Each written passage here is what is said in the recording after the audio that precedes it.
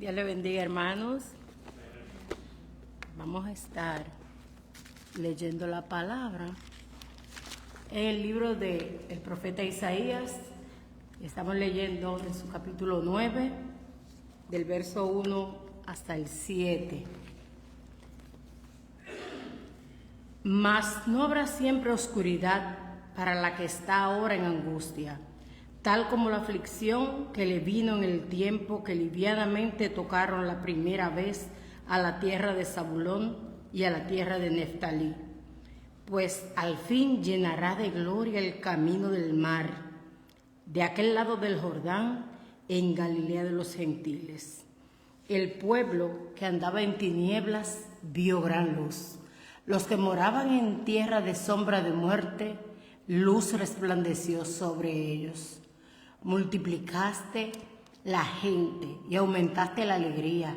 Se alegrarán delante de ti como se alegraban en la siega, como se gozan cuando reparten despojos, porque tú quebraste su pesado yugo y la vara de su hombro y el cetro de su opresor, como en el día de Madián.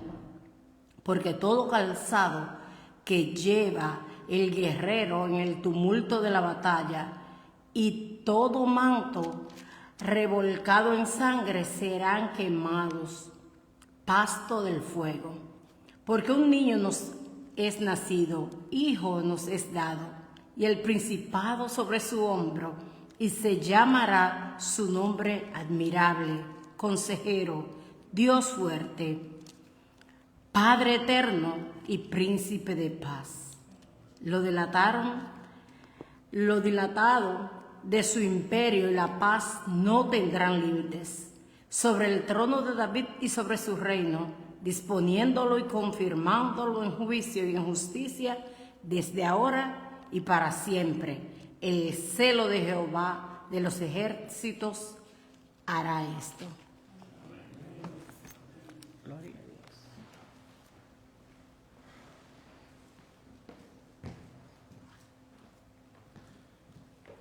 Gracias, hermana Digna, y gracias, hermano Marino, por ayudarla a bajar y subir primero y después bajar. Casi todos los años, desde noviembre, nosotros empezamos a dedicar mensajes a temas que tienen que ver con el nacimiento de Jesús.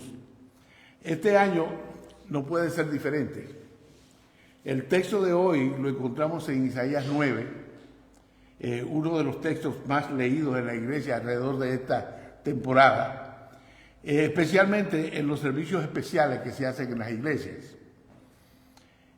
Es bien sabido que Isaías es el profeta por excelencia, el príncipe de los profetas, le llaman, para asuntos que tienen que ver con el Mesías. Algunas personas inclusive le llaman al libro de Isaías el quinto evangelio. Y aunque en muchas ocasiones hemos dedicado los sermones a hablar de Dios visto a través de las revelaciones de Isaías, aún falta mucho que hablar de Isaías. Queda muchísimo porque es un libro que tiene 66 capítulos repletos de información, un tesoro enorme que debemos nosotros escudriñar. El texto que leímos forma parte del cuerpo de 1096 profecías que hay en la Biblia, en el Antiguo Testamento, acerca de Jesús, y que todas se cumplen en él precisamente. Esto fue escrito, esto que leímos ahora, hace unos 700 años antes del nacimiento de Jesús. Si no hubiera habido ninguna otra razón por la que creer que la Biblia es realmente la palabra de Dios, solamente ese hecho es suficiente para creerlo. Algunas personas dicen que el Antiguo Testamento es un libro de cuentos y fantasías, fábulas, escrita después de que sucedieran las cosas, para luego declarar que Dios las había revelado de antemano. Así que algunas personas decían eso y todavía a principios de este siglo, del siglo pasado, había mucho más gente que lo decía. Eso es un libro de fábulas hebreas, que se dicen cosas después que sucedieron, entonces la gente cree que fue que la profetizaron, pero no. Porque, ¿qué sucede? Que precisamente el libro de Isaías aparece en unos documentos que fueron encontrados a principios del siglo pasado, en el siglo XX. A principios del siglo XX fueron encontrados en un lugar que le llaman, ahora le llaman los pergaminos del Mar Muerto, porque está precisamente cerca del Mar Muerto, que se murió porque no le sale agua. Sabe que las cosas, todo lo que recibe debe también dar, porque el que recibe y no da, se muere. Una lección. Bien, encontraron esos documentos, esos manuscritos del Mar Muerto, hace unos 80 años, y precisamente en esos manuscritos está el libro de Isaías completo. Y esos manuscritos se guardaron ahí cuando la guerra de se me escapó el nombre de los Macabí, 532 años antes del nacimiento de Jesús. Y ya todo eso que nosotros leemos en el antiguo, en el libro de Isaías, ya estaba ahí. Y cuando descubrieron eso se dieron cuenta, entonces no se trata de fábulas basadas en cosas que ya sucedieron y que le están haciendo creer al pueblo de que están por suceder. No, se trata de realmente la palabra de Dios. El profeta Isaías ministró a un pueblo, el pueblo de Judea, durante los reinados de los reyes Usías, Jotam, Acaz y Ezequías. Ahí uno agarra la historia de cada uno de esos reyes y se da cuenta que la maldad y la bondad a veces se juntan en la misma familia. Este pasaje fue escrito durante el reinado de Acaz, un rey corrupto, un rey egoísta, que saqueó el templo de Jehová para apaciguar al rey de Asiria. Le pagó un rescate al rey de Asiria. Jehová había decretado un castigo ejemplar para los judíos que incluía el exilio en Babilonia, lo que reiteró a Isaías durante la enfermedad de Ezequías, hijo de Acaz. Ya ustedes ven, Acaz fue un rey muy malo, corrupto. Ezequías fue un rey bueno, desde el punto de vista humano, y además que respetaba la palabra de Dios. En el capítulo 8, Isaías detalla los malos presagios que Jehová le ha dado para conocimiento del pueblo que había seguido lo malo que le enseñaba Acaz. Dice en Isaías 8:22, y mirarán a la tierra, y he aquí tribulación y tinieblas, oscuridad y angustia, y serán sumidos en las tinieblas. Pero Dios no va a dejar a su pueblo sin esperanzas. Después de la profecía que aseguraban un futuro de gran sufrimiento, vendría el refrigerio, la puerta de salida del remanente. Y la profecía hace el gran anuncio de la salvación del Señor, porque dice entonces en el primer versículo que leímos, mas no habrá siempre oscuridad para la que está ahora en angustia. Fíjese que en Isaías 8:22 dice, amará y mirarán a la tierra, y he aquí tribulación y tinieblas, oscuridad y angustia. Entonces, en el primer versículo del capítulo 9 dice, mas no habrá siempre oscuridad para la que está ahora en angustia. Después del rey Acaz, el reinado de su hijo Ezequías, este no fue un rey malo, como dije, y desobediente como su padre, y fue aún mejor que su abuelo y su bisabuelo Jotam y Usías. Ezequías restauró todas las cosas que pertenecían al templo de Dios, destruyó los lugares de adoración dedicados a los dioses paganos y se condujo en los pasos de su antepasado, el rey David. Por eso es que Dios no trae sobre Judea toda la desgracia que le aguardaba desde los pecados de Acaz, sino que espera que pase el tiempo de Ezequías. Hay que pensar en lo difícil que debió ser para los judíos de ese tiempo, considerar que algo bueno pudiera venir de esa región olvidada. La semana pasada hablamos de eso, porque de qué cosa se podía esperar de Galilea, de los gentiles.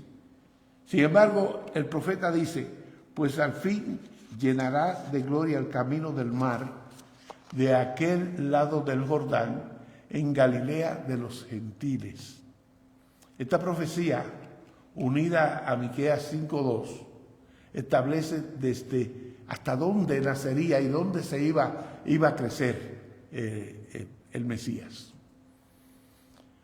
La profecía se refería no solamente a la oscuridad de vivir exiliados y en esclavitud, sino también al hecho de que vendría un periodo de 400 años cuando Dios estaría en silencio. Qué cosa tan terrible, ¿verdad? 400 años Dios silencioso. Ningún profeta se levantó para comunicar el mensaje de Dios.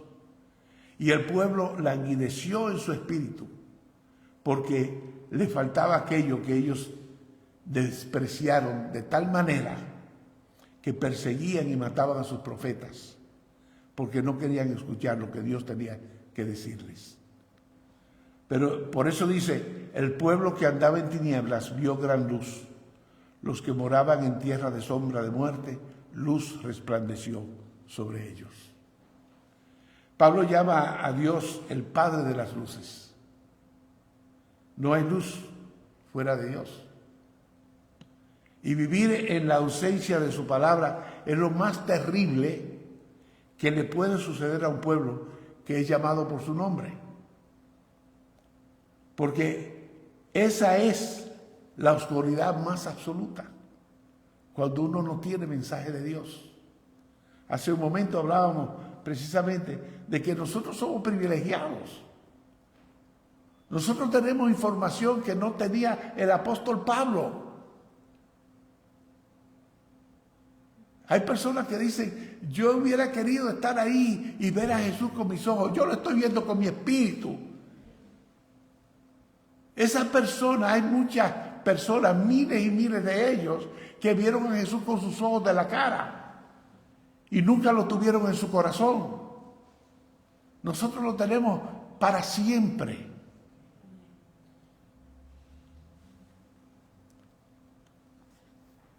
El territorio de Zabulón y Neftalí sería castigado con especial dureza por su dedicación a la idolatría. Esta es la región que es también conocida como Galilea de los Gentiles. Galilea de los Gentiles. Es precisamente desde este territorio que es lanzado el ministerio de Jesucristo. Recuerden que la casa, se puede decir que el cuartel general de la campaña evangelista de Jesús estaba en Capernaum, en Galilea, a la orilla del mar de Galilea. Por eso es que dice, el pueblo que andaba en tinieblas vio gran luz. Esta futura gloria de Dios tendrá sus comienzos en Galilea, la tierra tan aborrecida por los habitantes de Judea. Desde luego que ellos mismos no tendrían la oportunidad de ver nada de eso con sus propios ojos. Pero por fe podían apropiarlo y elevar alabanzas y acciones de gracias por el cumplimiento de la promesa. De modo que precisamente nosotros estudiando en Primera de Pedro, vimos la semana pasada, no este miércoles pasado, sino el anterior, que los que escribieron estas cosas, ninguno de ellos pudieron ver nada de eso. Nos corresponde a nosotros ver todo eso. Del mismo modo en que nosotros semana tras semana no solo recordamos a Cristo en la cruz, sino que también anunciamos su regreso, aunque no lleguemos a verlo, porque nosotros no sabemos si nosotros vamos a estar aquí cuando Jesús vuelva. No lo sabemos, pero lo veremos. Seremos parte de eso, porque primero serán rescatados los que están dormidos y luego la iglesia de los que están todavía vivos físicamente sobre la tierra.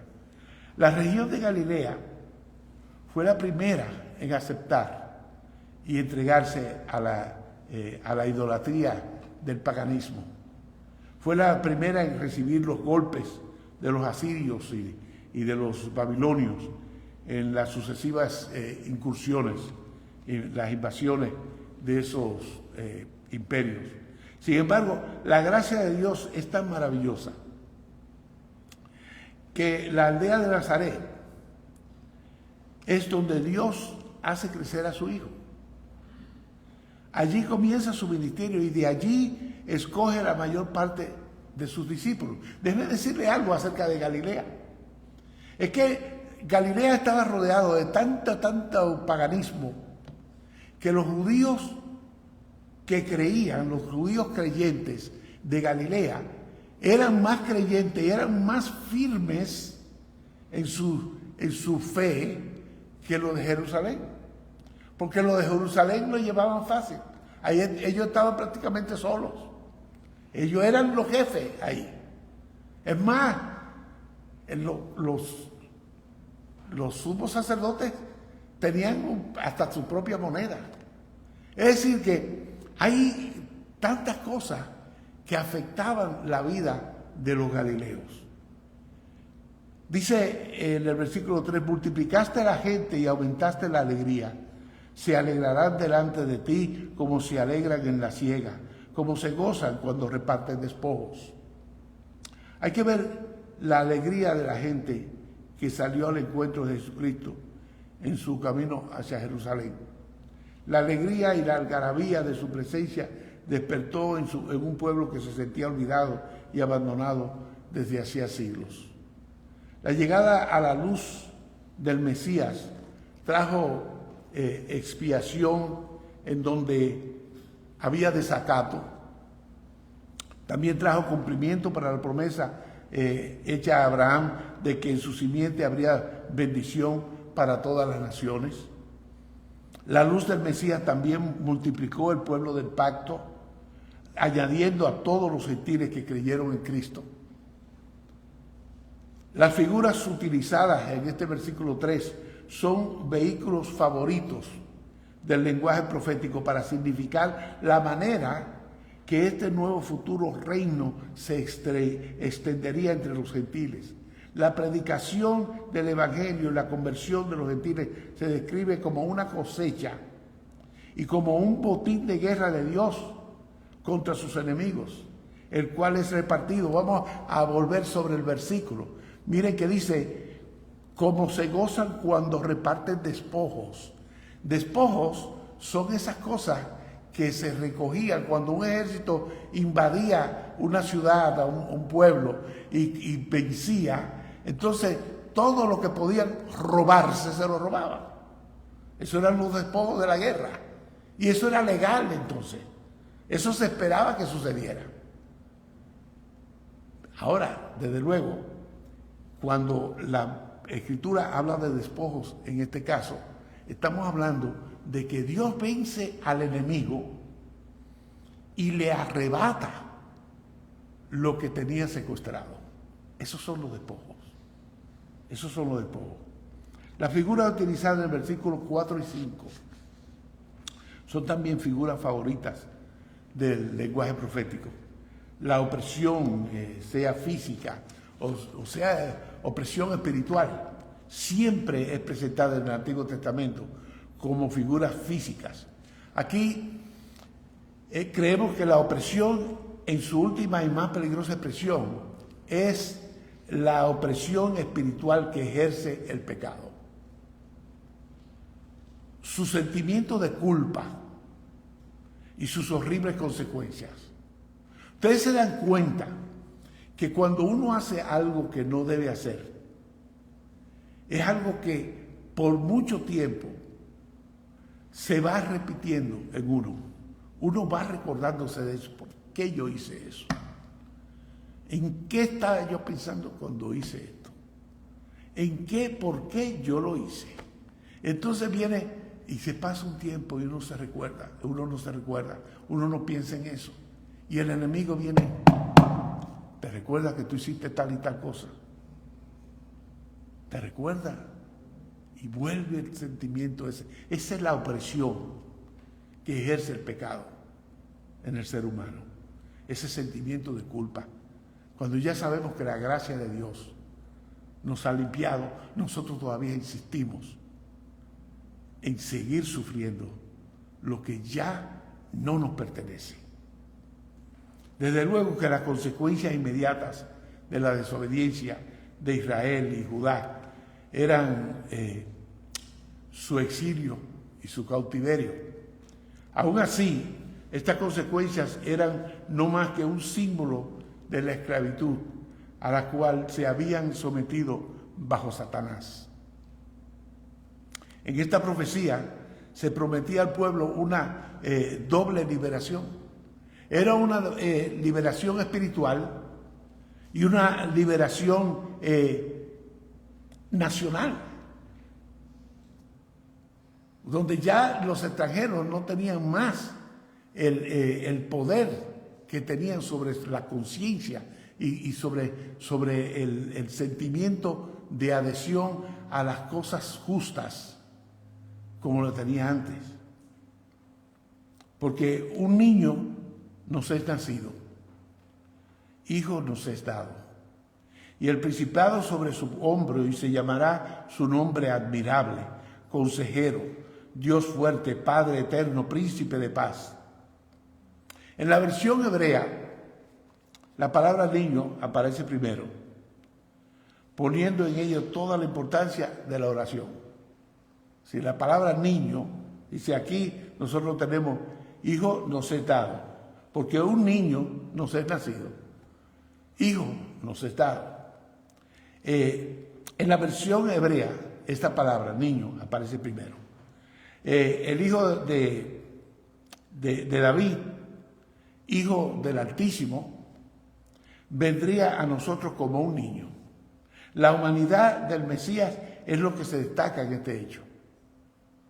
Muy importante, porque si Cristo no era un hombre de carne y hueso, no murió en la cruz. Y si no murió en la cruz, todavía estamos en nuestros pecados. Es decir, que es muy importante. Nuestra traducción de la Biblia señala 5 nombres para el niño, cada uno con su propio significado. Admirable, número 1.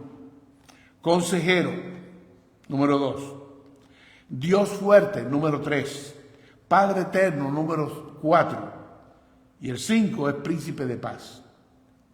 Otras versiones lo traducen admirable consejero. Isidore Swing, es o era, no sé si todavía está vivo, un rabino judío en Burbank, California, que sus ancianos lo comisionaron para que hiciera un estudio profundo del Mesías, y cuando llegó a terminar el estudio, se dio cuenta de que toda la profecía caía sobre Jesús, y reúne el concilio de su sinagoga para decirle a sus ancianos que Jesús era el Mesías, y que ellos no se habían dado cuenta. Lo sacaron a patadas. Su familia lo desheredó. Su esposa, todos sus familiares lo votaron. Entonces, él siguió y escribió un libro con la ayuda de alguien, apellido Owen, y en ese libro, un libro muy interesante, se llama El Rabino de Burbank. Yo no sé si está en español. Yo lo tenía en inglés y saben que a veces los libros tienen sus propias paticas y desaparecen. La palabra admirable. La palabra hebrea admirable aquí, que se traduce admirable, es pele. Esa palabra quiere decir maravilla. Maravilla. No maravilloso ni admirable, sino que Él en sí mismo es maravilla. Para sentarse sobre el trono de David como rey y Mesías, se requiere sabiduría como ningún hombre común puede tener.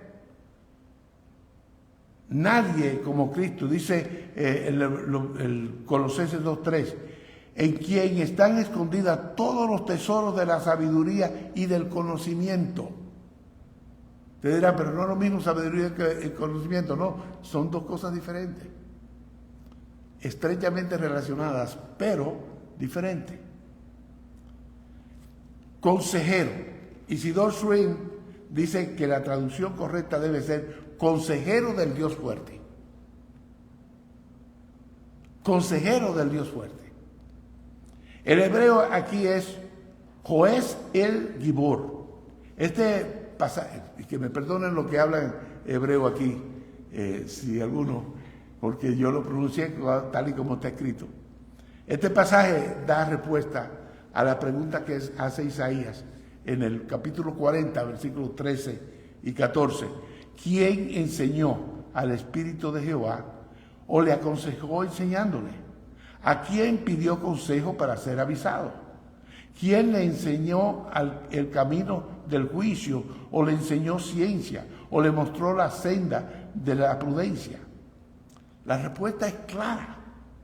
Solamente Dios puede aconsejar a Dios.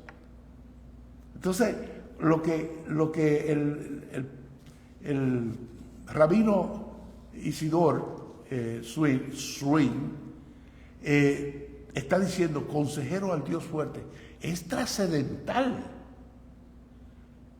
La otra cosa que dice Padre Eterno, la palabra hebrea es Abi A.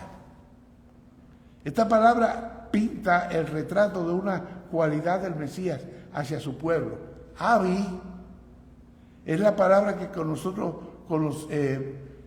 vemos en pronunciar a Jesús en Marcos 14:36. Y de las referencias a Pablo, a los romanos y a los gálatas, él es nuestro papá, ahora y por siempre. Nadie puede usurpar esa posición. El otro título es Príncipe de Paz, Sar Shalom. Eso sí lo dije bien, Shalom. Sar Shalom.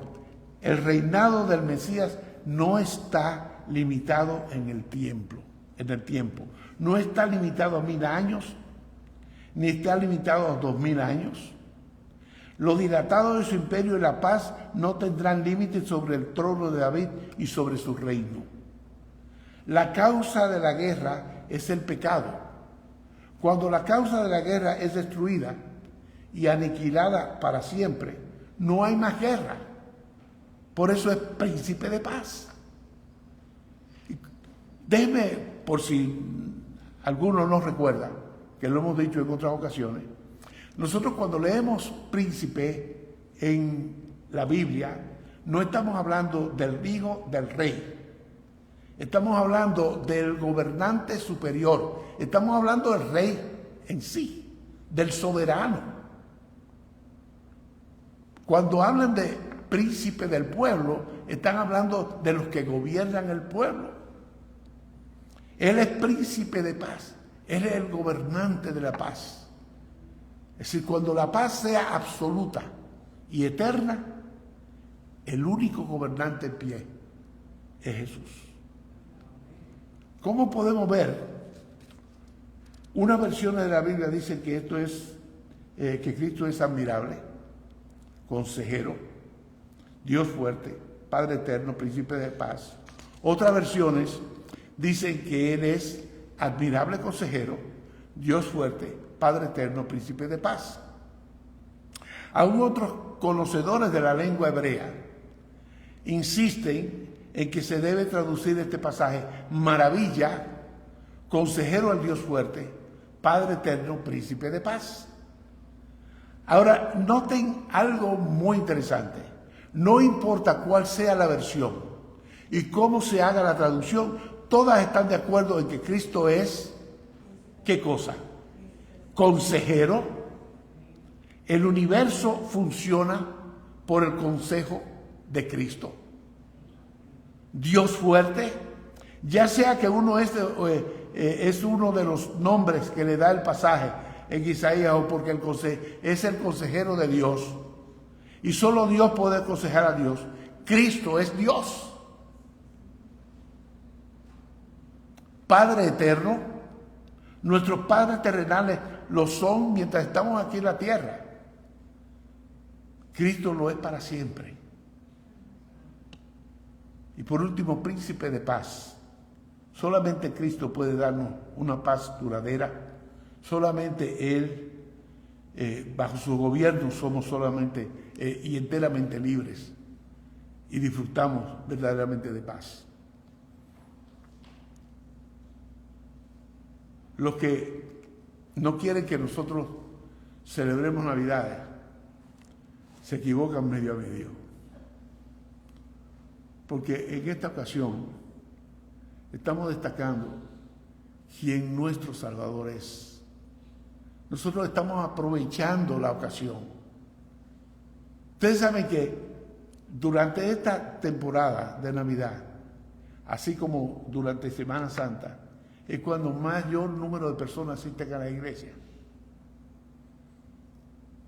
Yo les invito a hacer algo más. Si ustedes se van a reunir con familiares y amigos el día 24, saquen un momento para hacer la historia de Cristo. Saquen un momento. O saquen un momento para cantar 2 o 3 villancicos. No importa que sean desafinados. Eso no importa. Saquen un momento para que la atención de la celebración vaya a quien se merece la celebración, que es Cristo Jesús. Oremos. Padre amado, bendito Dios, gracias, Señor, por tu Hijo Jesús, por su ejemplo, Padre, por su sacrificio en la cruz, por las maravillas que nos enseña, Padre, tu santa palabra. Señor, te rogamos por los que sufren, te rogamos, Padre, por los que escuchan este mensaje a través de YouTube o en Facebook, que si alguien tiene alguna pregunta, Padre, que se acerque a nosotros o que busque un lugar donde le enseñen bien. No en todos los lugares enseñan bien. Que busque un lugar donde se enseñe la Biblia, donde se enseñe la Biblia sin estar teñida con cosas políticas, ni de dinero, ni de bienestar absoluto aquí en la tierra. Porque sabemos, Señor, que nuestro bienestar absoluto está contigo en el cielo. Te rogamos en el nombre de Jesús. Amén.